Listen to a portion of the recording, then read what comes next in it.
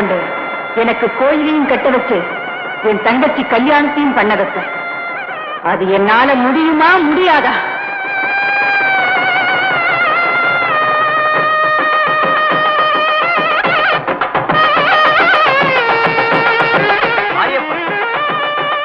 மணமக்கள் ரொம்ப நேரமா காலில் விழுந்திருக்காங்க, ஆசீர்வாதம் பண்ணுங்க.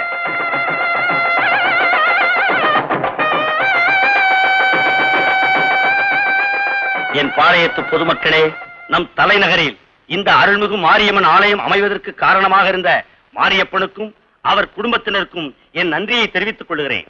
அதற்கு எடுத்துக்காட்டாக இந்த ஆலயத்தையும் இதற்காக நான் வழங்கப் போகும் ஏராளமான சொத்துக்களையும் நிர்வகிக்கும் பொறுப்பை மாரியப்பன் பரம்பரைக்கே அளிப்பதோடு அவற்றிலிருந்து அவர்கள் எவ்வளவு வேண்டுமானாலும் அனுபவித்துக் கொள்ளலாம் என்ற உரிமையையும் வழங்குகிறேன்.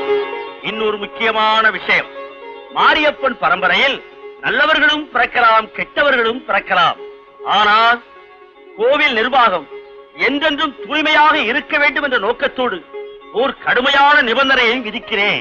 இந்த கோவிலுக்கு சொந்தமான எந்த பொருள் காணாமல் போனாலும் அதை திரும்ப ஒப்படைக்கும் கடமை அவர்களையே சார்ந்தது. தவறினால் மரண தண்டனை தான் என்பதை அம்மனுக்கு முன்னால் தெரிவித்துக் கொள்கிறேன்.